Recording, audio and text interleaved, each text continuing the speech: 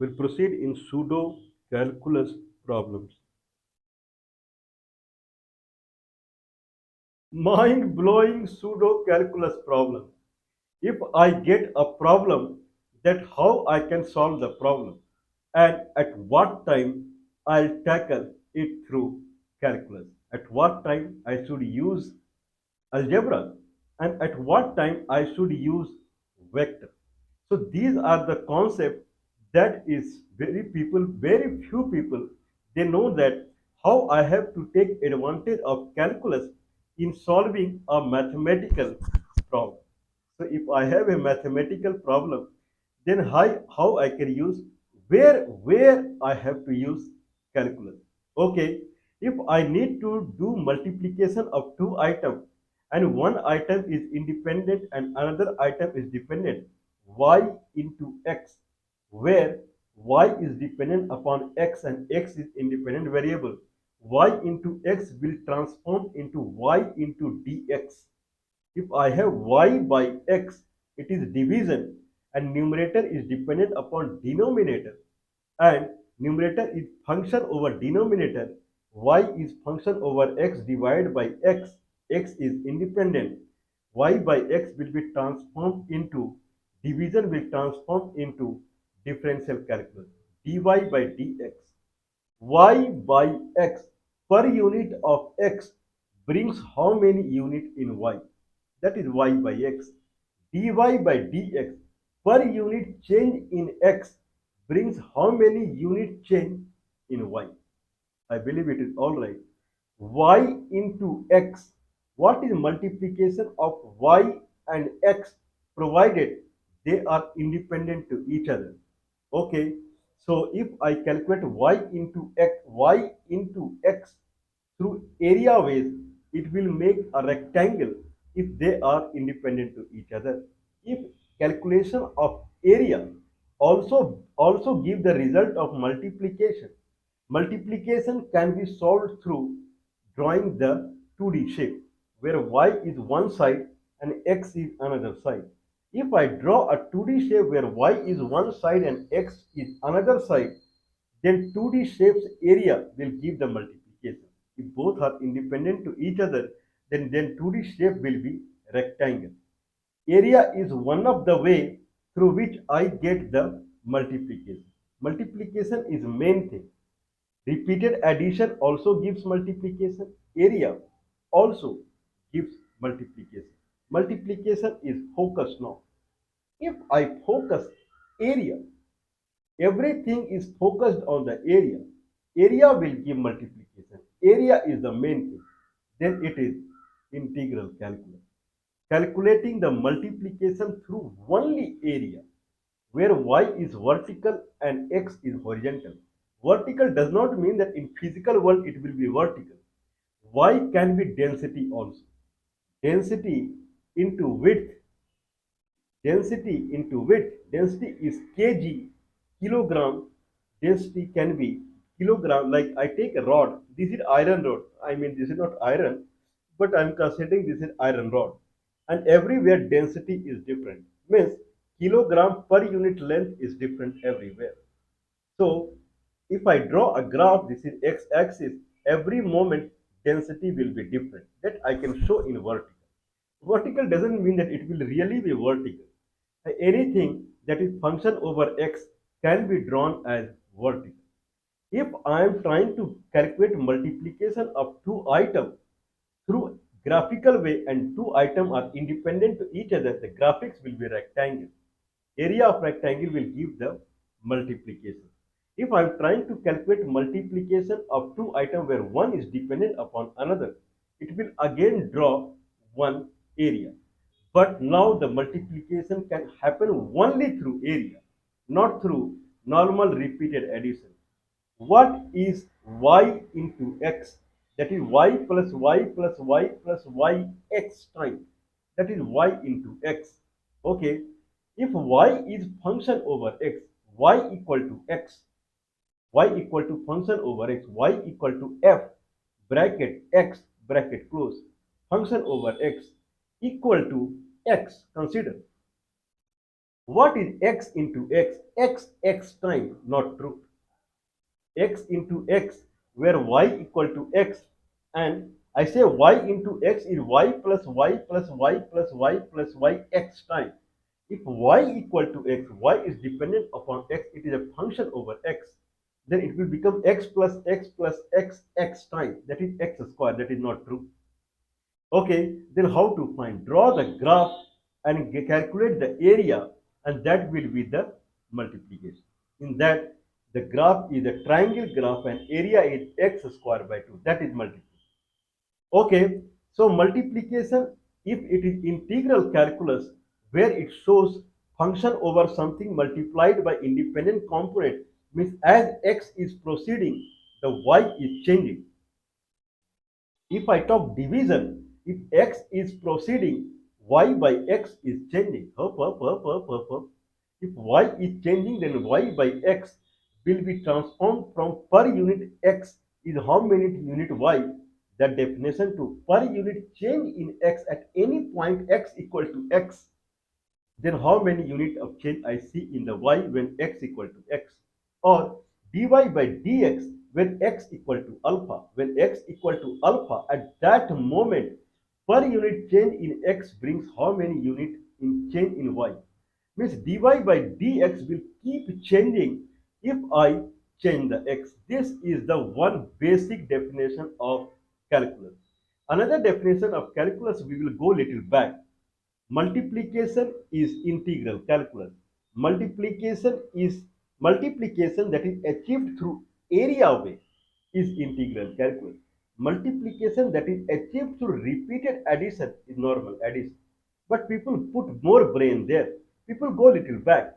If multiplication calculated through area way is integral calculus, multiplication that is calculated through repeated addition again I can draw in area fashion, and repeated addition can again be integral calculus. This is what discussion we are pursuing now. If I have x-axis and when x equal to 0, I have one amount. When x equal to 1, then I have one amount. When x equal to 2, I have an amount. When x equal to 3, I have an amount. Now when x equal to n, I have one amount. What is your amount? When time equal to 0, I receive a signal in my antenna. I have placed the antenna at my rooftop, and then it is receiving signal from somewhere in the universe. Okay, universe is very big, and my friend is sitting in some other Milky Way. I'm sorry, in some other galaxy. I have one my very good friend, and he is sitting in some other galaxy, in Andromeda galaxy. I believe it is M31. Andromeda galaxy he is sitting now, and from there he is sending signal. Okay, I have put one antenna on my rooftop, and then I am watching my watch. When I start watching at time equal to t equal to 0, he sends a signal of strength 1. Then when time equal to 1, then he sends a signal 1 second. Every second he is sending signal. I am receiving signal. I don't know when he is sending signal. Every second I am receiving signal. When time equal to 1, 0 at beginning, I receive 1 strength of signal. Time equal to 1 second, then 2 strength of signal. Time equal to 3 seconds, then keep on receiving. When time equal to 100 seconds, 99 seconds, means 100 instances, I receive the signal. Okay, what is the net signal I have received? Okay, what is the net signal I have received? That is summation I equal to 0. When I equal to 0 to I equal to n, or n minus 1, whatever it is. If n is number of instances, then it is okay. If n is number of instances, then it is n minus 1. So n minus 1, I equal to 0 to n minus 1. Okay, whatever I am receiving, I say function over time, because every time I receive different signal. So f, small f, and in braces, and then a small t, braces close, function over time. Okay, and summation I equal to 0 to I equal to n, function over t. Okay, if I do summation, then I say ti, small f function, bracket t, bottom right small I ti bracket close. Summation of I equal to 0 to I equal to n minus 1 f ti. Now what is fti when time equal to 0? What is fti when time equal to 1? What is fti when time equal to 2? Keep adding and then you get the net signal that is received. Consider that if I take this signal and go to one shop, I I go to one bank. I have another friend and he is a manager in some bank. If I take those signal and then I go to him, he returns me money. Okay, how many I have received when I receive n number of signals? Okay, that is ft0 plus ft1 plus ft2 plus ft3 like that ftn. Okay, okay, what is ft? Ft is some function over time. Someone would say function over time. What is your function over time? Sin t. This is function over time. When t equal to 0, I don't receive anything. When t equal to pi by 4, I receive 1 by a square root of 2. When t equal to pi by 2, I receive maximum. When t equal to pi, then I don't receive anything. When t equal to 3 pi by 2, it is negative in other direction. Okay, how much money I'll get? Now keep adding when t equal to 0, 1, 2, 3, 4, 5, 6, 7, 8, 9, 10. When n is infinity, then probably you won't get anything, anything because sinusoidal above t plane and below the t axis, positive, negative, they cancel each other. My friend is very stingy. Okay, the amount he gives, he takes it back. Anyway, if that is a scenario, then I would say sine t equal to when t equal to 0, when time equal to sine t when t equal to 0, plus sine t when t equal to 1, plus sine t when t equal to 2. Like that. This is what summation we are doing. Can I write this as integration from 0 integral till what time we are calculating? Suppose I am calculating till angle, if I am talking in radian, then up to 99. This is what I have said. Okay, 0 to 99. T is 0 to 99. Sine t dt. Can I write like this? That is the question that would hit anyone's mind. Rather than adding sine t equal to 0, sine t equal to 1, sine t equal to 2, keep on adding till 99. Can I write sine t dt? Certainly. It can be written as sine t dt.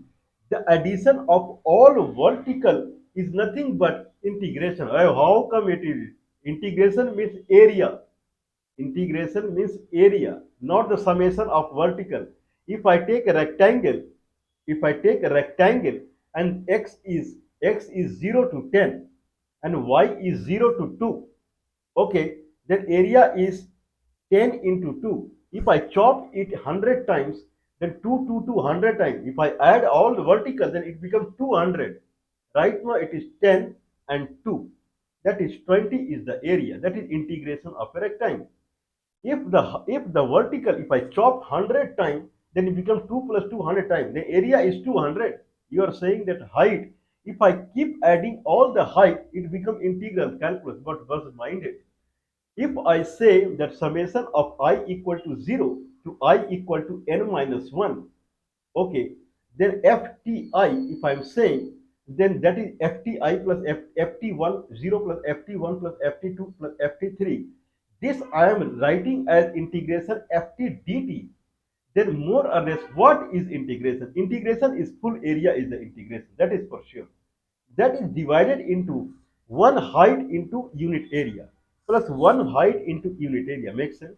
One height into unit area. If I chop it 100 times, if I am saying I have x is 0 to 20, then I have to chop 20 times only and then calculate the height and then add the height because implicit, that is hidden, is width is 1 for each height. Makes sense? If I have a rectangle with width is 10, I'm sorry, width is 10 and height is 2. Okay, I am saying integration of this is 20. Height is 2 dx. That is 2 into x, 0 to 10, 20. 20 is the area of this rectangle. Now I take height n number of height, where base is 10. If I take n number of height and I add all the height, I equal to 0 to I equal to n or n minus 1, then ft, function over t, that is constant right now, 2. If I add in this fashion, will it become can I write now ft dt?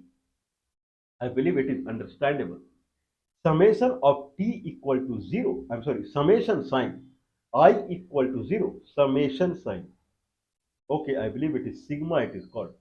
Summation sign I equal to 0 to I equal to n minus 1, ft. It will become ft when t equal to 0 plus ft when t equal to 1 plus ft when t equal to 2. Like that, ftn. If I do this summation, will this summation will be equal to integration of ft dt? Okay, that is question mark. What is your ft? Ft t equal to 0, t equal to 1, t equal to 2. Okay, that I have taken at 1. Then you have to integrate. If you integrate at t equal to 0 to 10, t equal to 0 to 10, ft dt, it is same as summation of I equal to 0 to 10. Okay, what is happening behind the scene? If I'm talking summation and integration, when I can convert my summation into integration. Summation, if I'm taking only the height, then it should be sampled at the unit distance. That's why if I say ft time equal to 0, then ft time equal to 1. This is time axis. This is origin. Ft, that is the height when time equal to 0. Ft is the height when time equal to 1. Ft is the height when time equal to 2. Ft is the height when time equal to 3. Ft is the height when time equal to 4. Ft is the height when time equal to 9 or 10, whatever. F time equal to 9. 10 instances I have taken. Now, if I add all the ft, will it become ft dt time equal to 0 to 9? Certainly, it will become. Because if I do ft when time equal to 1, 0, then implicitly, then time equal to 1, we are multiplying this height with 1. One gap, one gap, one gap, one gap. Means width I have taken. And indirectly, if I am adding ft when time equal to 0, ft when time equal to 1, ft when time equal to 2, if I keep on adding like this, implicitly everywhere we are multiplying it by 1. That is summation of I equal to 0 to n minus 1, fti. If I say it is add goes ft when time equal to 0 into 1 plus ft at time equal to 1 into 1 plus ft at time equal to 2 into 1, like this. First will give the area with ft at time equal to 0, whatever the height is made with the 1 unit distance. This is one area, one area, one area, one area, one area. If you add all the area, it becomes full plane area. This is what ft dt is. Exactly. So summation of I equal to 0 to n minus 1, fti will become ft dt, 0 to n. That should be the integration. Okay, when it cannot be integration, rather than n, if I have chopped it n times, then it should be n in the limit also. But n is not the limit, it is different. Like I am taking a rectangle whose base is 10 and height is 2. Okay, now I am writing it, base is 10 and height is 2. This is what rectangle I am taking. Now I am writing it is like this. Summation I equal to 0 to I equal to 10. I equal to 0 to I equal to 10. Okay. So FTI function over Ti, where every Ti is 2 only right now. If I add 2, okay, I can exclude, I believe, 10 or 10 times. I believe it is understandable. So the idea is I equal to 0. I equal to 0. I equal to n minus 1. FTI function bracket T bottom right I, small I, where the I is the ith section. Now I am dividing it into n minus 1 time, where n must be 10. If it is like that, then summation of I equal to 0, n minus 1, fti will become ft dt integration from 0 to 10. Means I chopped my 10 width rectangle into 10 parts. It is all right. One part has width as 1. No, no, no, no, no. I want to chop it to 200 times. If you chop 200 times, then there are 200 heights. Okay, actual width is 10, but you chopped 200 times. Now you have 200 height. Now you are writing summation as I equal to 0 to 200 minus 1. FTI. Will it become integration of FT dt from 0 to 10, because at the end t is 10 only. So t 0 to 10 ft dt, certainly not, because you chop it 200 times. Then what it will become? Why? How I can show in summation? I want to show in summation that will get converted into integration. Then write like this: I equal to z, I equal to 0 to I equal to n minus 1 fti into delta ti up. Now it will be get converted into integration, where delta ti, is 10 by 200, 10 by 200. Okay, now fti into delta ti, ft at time equal to 0 at delta t at time equal to 0 plus. So now height into width, where width is 10 by 200, small width I took. Now if I add this, then it will become, now I can write t is 0 to 10 ft dt. If I write summation in this form, I equal to 0 to 200 minus 1 fti delta ti, where delta ti is 10 by 200. No, no, no, it is not 10 by 200. It is something else. What else it is? I chopped 200 times. That is true. But every width, all are independent. All chopped sections are independent. They are non-independent, means non-overlap. That is also a fancy word called independent. This is independent. I chopped it in many parts, but that section is not of the constant width. They vary. Means delta ti would vary. Okay, that vary, that is true. But if I add delta t0, delta t1, delta t2 to delta tn, it will become 10 only. That is the actual width. But delta ti is not constant. That is, you are saying 10 by 200. Still, it will become integration, because net area chop by chop, if I take the area, that is fti into delta ti, fti into delta ti, where all fti are may be different and delta ti may be different, but summation of all delta ti will come 0 to 10 only. You can use anything. Anyway, we are in deep discussion of, but these are very intricate things. It looks simple, but it is not that simple. Anyway, we are in deep discussion. I am really badly sweating. Okay, so we are in deep discussion for calculating the circumference of a circle. And to calculate the circumference of a circle, we started with the chopping this circle. I call it arc of a circle, full arc. I chop this arc into into n parts. I take a radius and I start moving radius like this. If I start moving radius like this, I start from this is Cartesian coordinate system.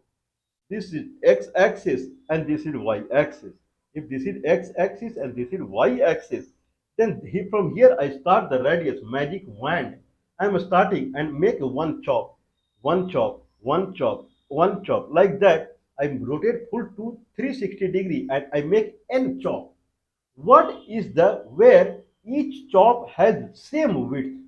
So one chop, one chop, one chop, one chop, one chop, one chop. I would rather say one chop, then another chop, then another chop, then another chop, then another. All chop has same width. If I get to calculate the width of length of one chop, arc of one chop, I can multiply by n and I'll get the net circumference of this circle, net arc length of this circle. We started with the r theta, where r is constant. Means if this is radius r and I move theta, then this arc will be r theta. Now I know for one section it is r theta I. For ith section, the arc length is r into theta I, where theta I corresponds to the angle that is moved for the ith section, r theta I. If I have a center, this is center, and this is a line, and if I move theta angle, then this is the arc it made. The length of this arc is r into theta, the angle I move.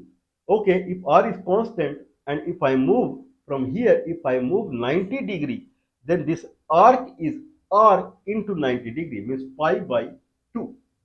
Okay, makes sense. So here the arc for any theta degree, theta, consider this is the ith section. This is the ith section. Gone.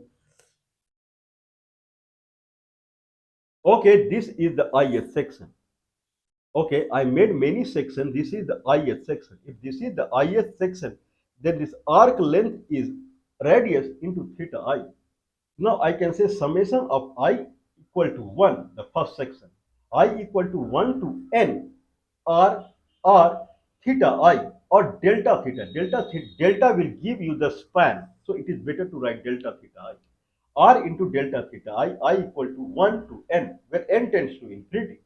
R is constant, I can take it out. And now I can write summation of I equal to 1 to I equal to n delta theta I, where theta I is goes 1, 1, 1, 1, 1 like that. If I do like this, then I can make it d theta. D theta, where summation of all the theta brings to 2 pi and they are non-overlapping. 0 to 2 pi d theta, that is 2 pi, 2 pi r is the circumference. But we came to a situation where radius is function over theta. Hope. Consider where is another one. Okay, we were trying to take a case where radius is function over theta.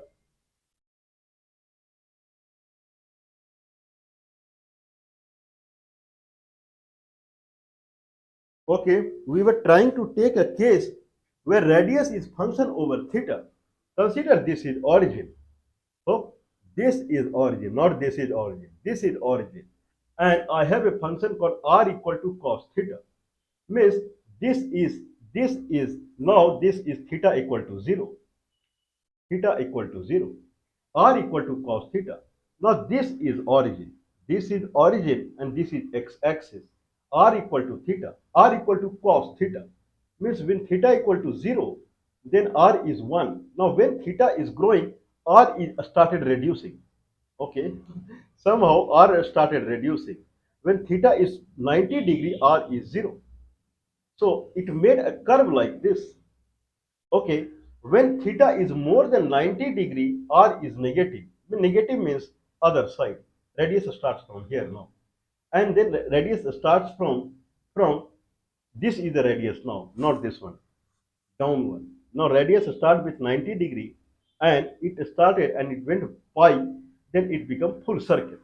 Now this is the equation of circle when r equal to cos theta.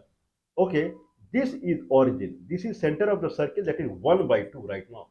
R equal to cos theta. What is the perimeter now when r equal to cos theta? Now we will do same thing. R theta I, R delta theta I, where summation of I equal to 1 to n. We have described in previous section, but this is not true.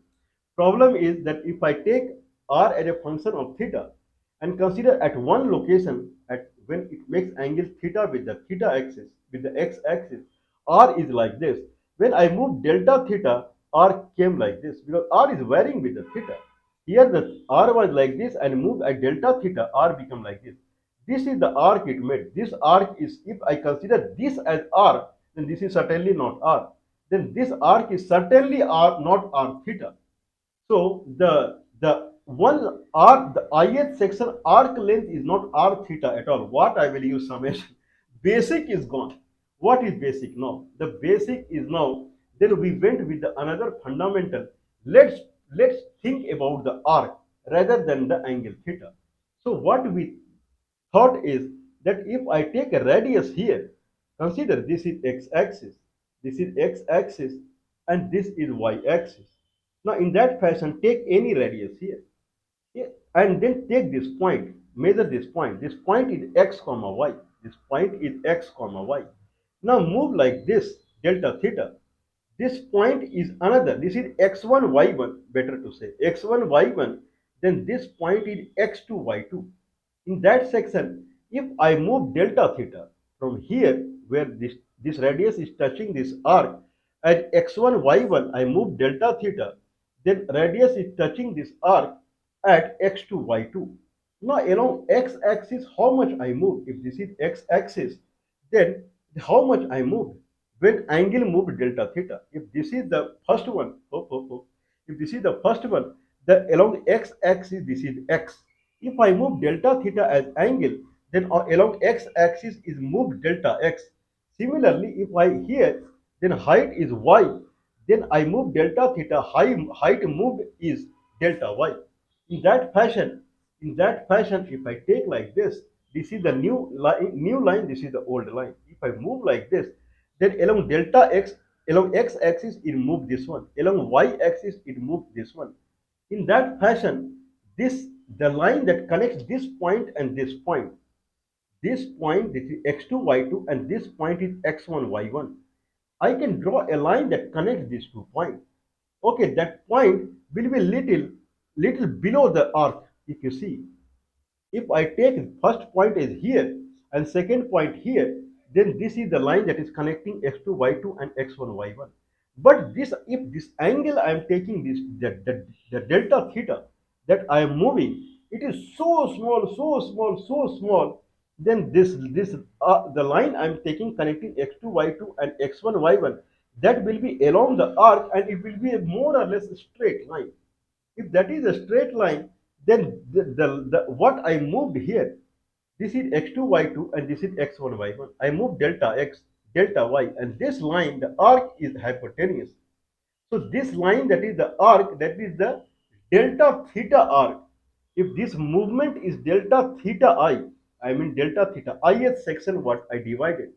If this section is delta theta I, then this arc is delta xi plus delta y, I'm sorry, delta xi whole square plus delta y whole square, square root. That is the hypotenuse of this right angle triangle. What I'm trying to say is the arc length for the ith section. If I divide this circle into many parts, then ith section part, the arc length is delta xi whole square plus delta y whole square, square root. Now I have summation of all the arc point will give the net arc length, that is I equal to 1 to n delta xi whole square plus delta y whole square, square root. Okay, now I can write freely now. Now the net arc length is square root delta x1 whole square plus delta y1 whole square plus square root of delta x2 whole square plus delta y2 whole square plus delta xn whole square plus delta yn whole square, square root. This is the exactly fit case because I is growing one by one. Exactly fit case of saying this is the square root of dx whole square plus dy whole square. That's it. This is a fit case of saying a square root of dx whole square plus dy whole square. Please watch our previous video where we have solved it. I'm not going to solve it again. What is extra I am finding here? Okay, many people they sit quiet, but many people they hear. Like I have an antenna on my rooftop and I am receiving signal from my friend. He is sitting on Andromeda galaxy. Okay, everyone is sitting watching here there, but I am receiving signal from my friend. He's sitting. So many people they see more on it. This is not the end of the story.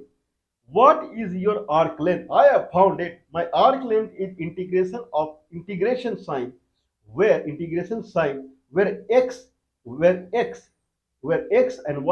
x and y go from lower limit to higher limit, and then a square root of dx whole square plus dy whole square. Stop. What are you saying? The square root of dx whole square plus dy whole square. Yes, this is what I am saying. This is magnitude of a vector, that is dxi plus dyj. Another person started thinking dxi plus dyj, if there is a vector connecting a point that is origin, think in another fashion now. Right now dx is delta x is this dx and this dy, and this arc length that is hypotenuse of the triangle is dx whole square plus dy whole square, square root. Another person started thinking in another world. Wait. Let's take there is a origin and there is a point called dx comma dy, and if I connect this point, if I connect this point to dx comma dy, it will make a vector that is dxi plus dyj. Magnitude of this vector is dx whole square plus dy whole square square root. Oh, okay. If that is the vector, what is name of a vector? My vector name is a vector, a or p vector.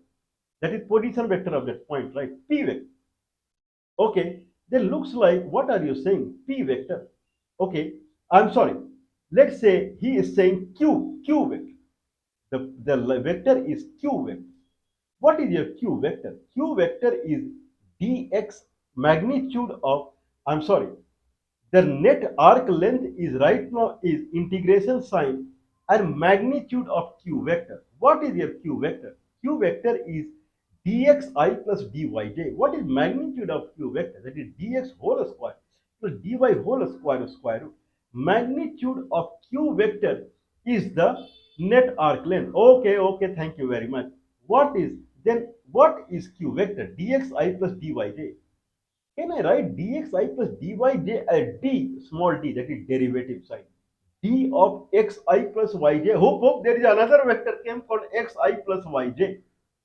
Derivative of xi plus yj is dxi plus dyj. Makes sense? Means magnitude of derivative of another vector that is xi plus yj is the integration of that will give the arc length. Integration sign magnitude of small d derivative of another vector that is xi plus yj will give the length. What is your new vector that is xi plus yj? I understood there was a vector called dxi plus dyj. There is another vector came into the picture called xi plus yj. Consider this as another position vector. There are two position vector now. One position vector is q vector that connects origin and a point dx comma dy. These explanations are not available in any of the book. Anyone can try. These explanations are completely missing or not there. Zero. No one has tried on the Andromeda galaxy. Anyway, so now there is a one point called q that is dx comma dy. There is another point called p that is x comma y. This vector is p vector that is xi plus yj, and this vector is q vector that is dxi plus dyj. Now I can say now the area a length of this arc is magnitude of d of a position d of p, where p is xi plus yj. Will it really work? I'm taking fundamental to fundamental. Will it really work? Where I'm leading to? Okay, we will see about it. Amazing, mind blowing. This is mathematics, which takes you to Andromeda.